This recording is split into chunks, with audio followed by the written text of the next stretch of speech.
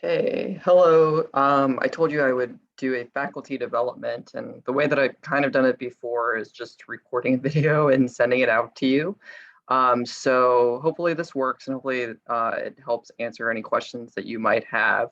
I've sent out emails with your faculty workbook leader guide that basically is a duplicate of what the students receive and has like the answers that are kind of what I would suggest for you, which I know is lengthy, but hopefully it will help facilitate some of the discussions that you'll be having. So without further ado, I'll kind of jump into the faculty development that I've edited over the past, I think this is the third iteration that I'm managing. So but if you have any questions at any point, my phone number is in like all the emails as well as the last slide of this PowerPoint. So for today, basically, I'll be talking a little bit about the course objectives, not really highlighting a lot on the changes from the longitudinal course now that that's been out for a little while. But more specifically talking about the case-based transfer activity, talk a little bit about the schedule, review the evaluation form that you'll be completing, and then I guess I'm not going to be answering any questions. So, but I do definitely thank you over and over again for helping out with this. It's really amazing that you guys are taking the time out of your busy schedules to help facilitate this for our students. Okay, so essentially, the course objectives are the same as what they were in what used to be called the longitudinal course, which had been delivered over a series of half-day kind of workshops for the students over the course of their clerkship year.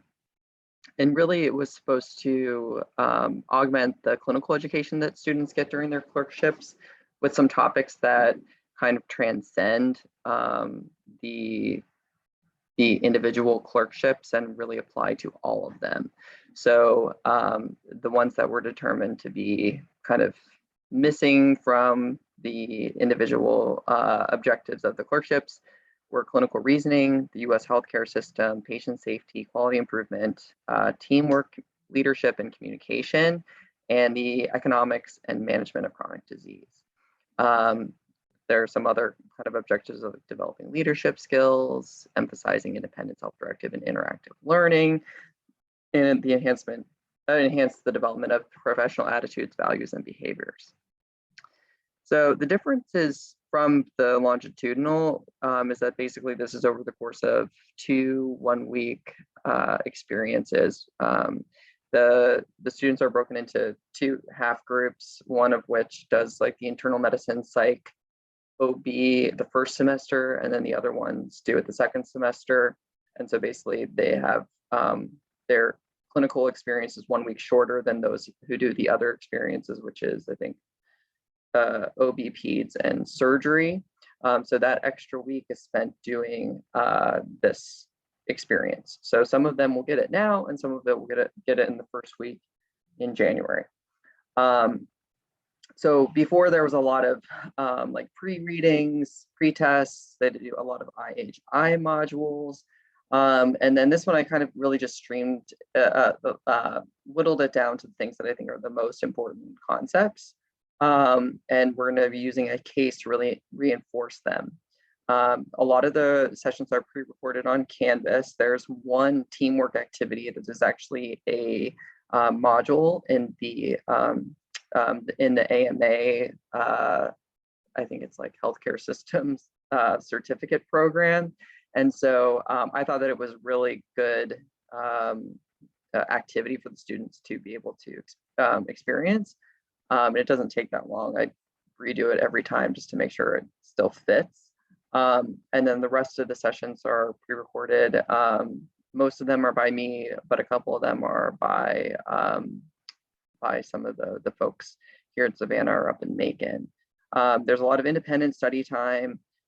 So they have to watch the lectures. There's some quizzes that are associated with the lectures, which really just kind of iterate that they watched the lectures and were paying somewhat of attention. They're not supposed to be hard to pass. And then they have this pretty massive worksheet that I created. And they need to basically work on it with their small groups prior to the session. So they should be ready to have a good discussion as soon as they walk in the door. And then your role really is to be an expert, to share some of your clinical experience based on the content that's there, not to teach them, the pathophysiology of heart failure, or to, go over scientific concepts or anything like that. Your goal really is just to facilitate the discussion and try to just add some of your experience to the conversation. And then the students are also required to complete a practicum project, which is on Friday morning of their week. So the case that I developed for this particular experience has been edited a little bit, and the questions have been edited a lot, but the case basically is a man named George Anderson. He's completely fictional, not even based on a real person, but I think all of us probably have seen a patient similar to him, who's essentially an uninsured gentleman who comes into the ER to finally address this leg edema that he has. And it turns out that he has new onset or newly diagnosed heart failure and diabetes. And so basically there's 3 individual sessions. So you guys have all volunteered to participate in the sessions on Tuesday, Wednesday, and Thursday afternoon at 1 o'clock. And you should have your schedules and your small group assignments. If not, please let me know so we can make sure we get those out to you ASAP. So you'll be discussing those individual cases, and we'll be going through some of the high yield things for you guys to emphasize in a minute here. You should each have a copy of the workbook and the facilitator guide. And each part of the case, again, focuses on different elements of the course objectives.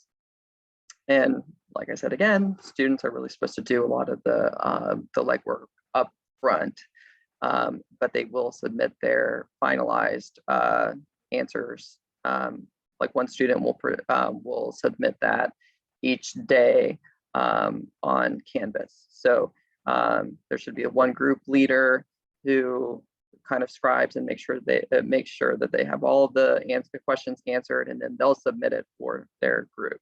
And I'll go over that with them. But okay, so just jumping into your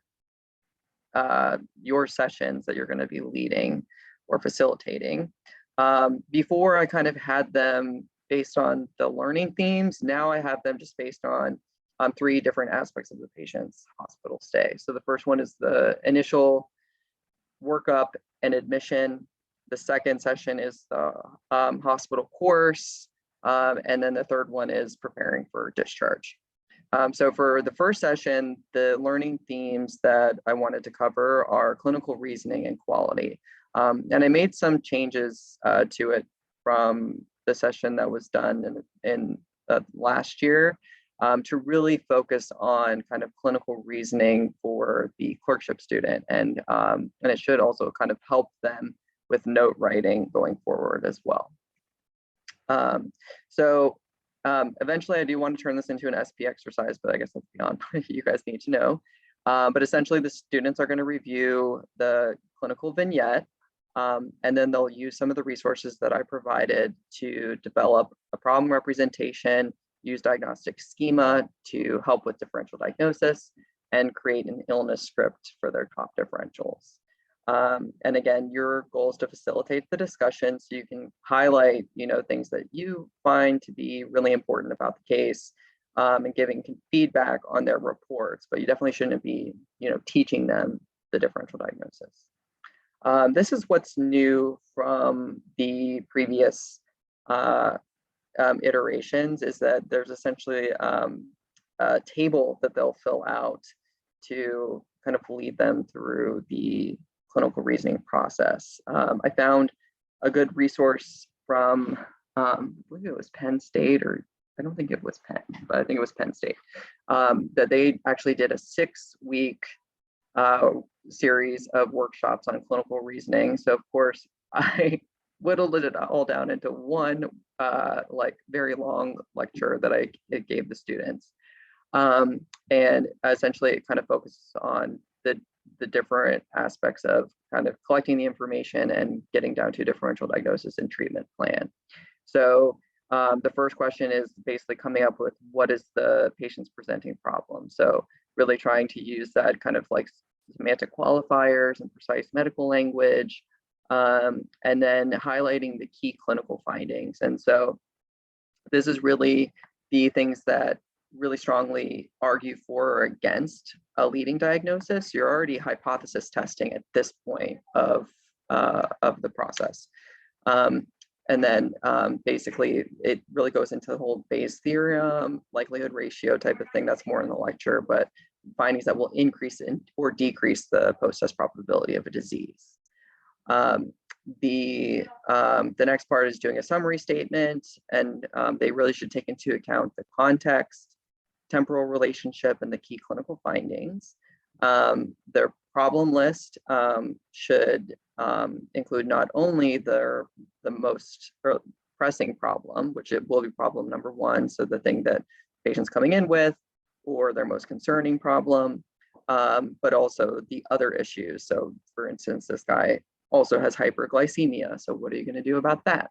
And then one of the things that I went over in their lecture is really trying to determine when you would kind of lump things together because they fit a clinical syndrome, or when you would split them because you're not sure if they're related to one another. And basically the gist of it is, when in doubt, split. Because if you can't say for certain that you think that those things are related, you should probably just list them separately so you don't forget about them. And then listing the differential diagnosis. And this goes into the tier 1, 2, and 3, with tier 1 being the high clinical likelihood, or approximately a 75% pretest probability, tier 2 being moderate, and tier 3 being a low clinical likelihood.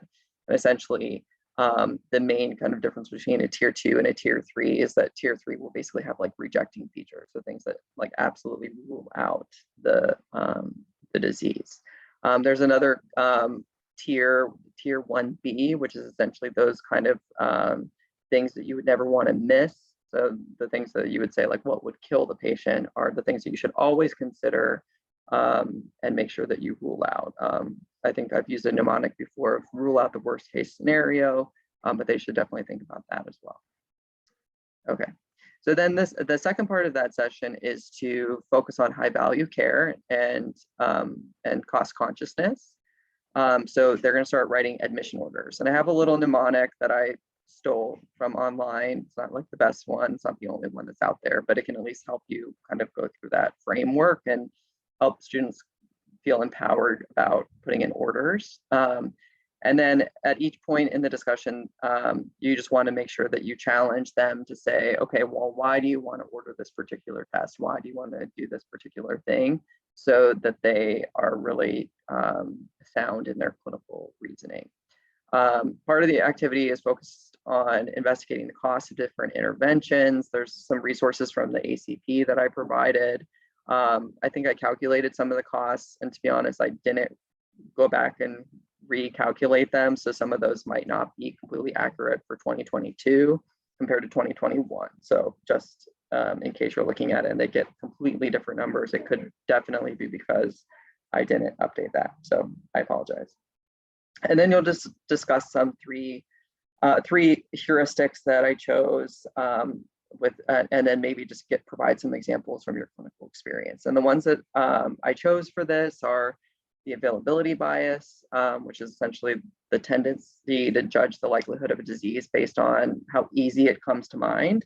So if it's like something that you see commonly, like for example, like misdiagnosing an acute case of HIV because you just see so much flu that someone comes in with like URI symptoms and a fever, you're like, oh, it's the flu or it's COVID, and you miss out on taking a sexual history because that just jumps to mind so quickly. Other kind of examples of that, it would be like if it was recently discussed, that there was a recent grand rounds on pulmonary hypertension, and you start thinking that everyone who comes in with shortness of breath has pulmonary hypertension. Or if it was something that was really impactful on the provider, and so it just always makes you think of it. Anchoring and confirmation bias are similar. Anchoring is basically when you settle on a particular diagnosis pretty early in the workup, and you don't respond to any new information that comes in that starts to point to something different. So you already kind of have gone down that route, that this patient's chest pain is from GERD because the patient has a really bad history of GERD and has had EGDs, so showing esophagitis. They're coming in with it. They've gone to the ER with us multiple times, but you basically ignore the fact that maybe there's a new EKG change, or maybe there are some new features, like it's exertional now and it never has been before, because you just kind of jump so much on the anchoring. Whereas confirmation bias is basically to only notice the things that support that initial diagnosis, and to basically ignore anything that might negate it. So getting into the hospital course, this is the second session here. I did update it a little bit, but essentially it's really focused on some of the errors that happened in this case and identifying system level opportunities to prevent them. So the three key errors that I wanted you to highlight are having an indwelling catheter really inappropriately placed and left in longer than it needed to be, symptomatic hypoglycemia, and iatrogenic acute kidney injury. The students are going to complete a fishbone diagram with at least one of these errors prior to the session. And I just put a little example in your manual, and then they're going to talk about some system level opportunities to prevent them. Again, it should be a discussion. I imagine you'll have lots of different discussions room to room, and maybe you can provide some of your experience and maybe in starting initiatives to prevent some of these errors, what you've done to communicate them in the past. And so this, I think, would be really helpful to kind of show your expertise. And then for teamwork, they were asked to research the roles of different team members, and then also try to identify ways in which that team member could have been useful in preventing the errors that happen in this particular case, or maybe what role they would play in preventing them in the future. And then there's some discussion of effective leadership traits, as a lot of the students are going to be leaders of multidisciplinary teams. I put in some from the AMA course, but feel free to discuss more. And then the new element here is the communication of error. I wanted to make sure the students were familiar with the SBAR documentation style, which a lot of other health fields use. And we should really use anytime there's a change in clinical status.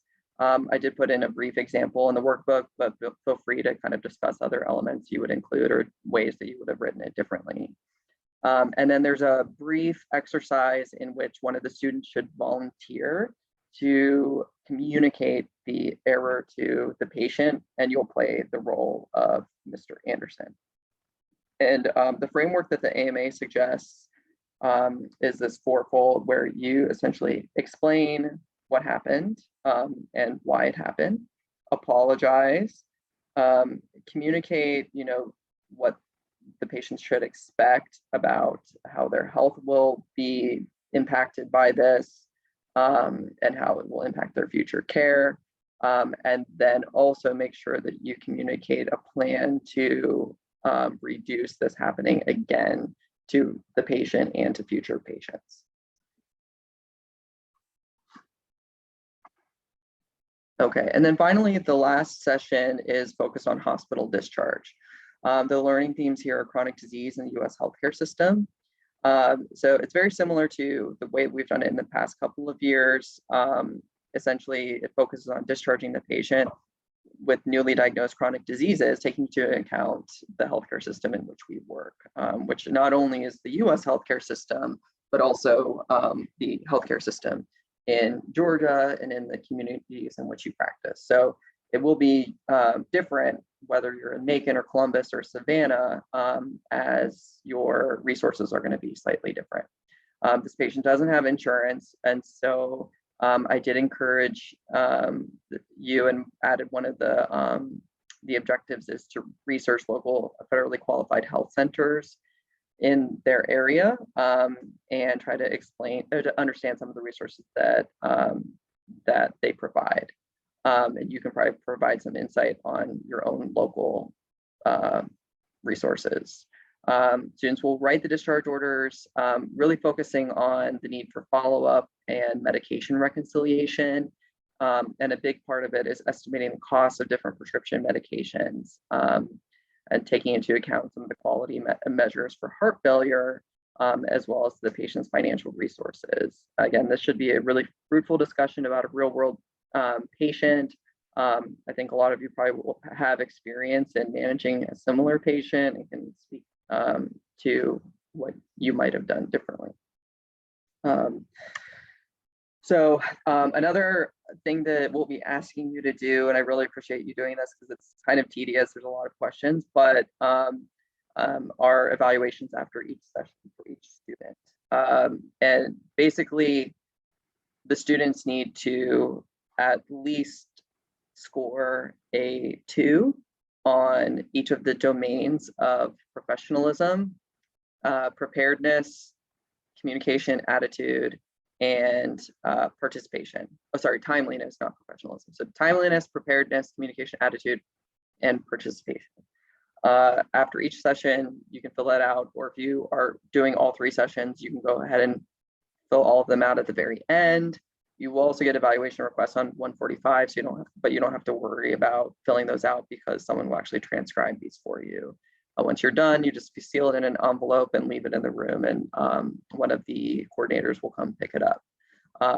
But essentially, the students have to have done the bare minimum of preparing for the session, being there, and participating. As long as each student is participating in a way that you feel is fruitful, then I think that they should all pass. We haven't had problems with that in the past, but they might be asked to remediate the course if they don't. Okay, but if you have any questions about the sessions beforehand, or having trouble getting there, or haven't received any resources, have comments on the content, let me know. I will be in clinic basically all day, every day, except for Thursday next week.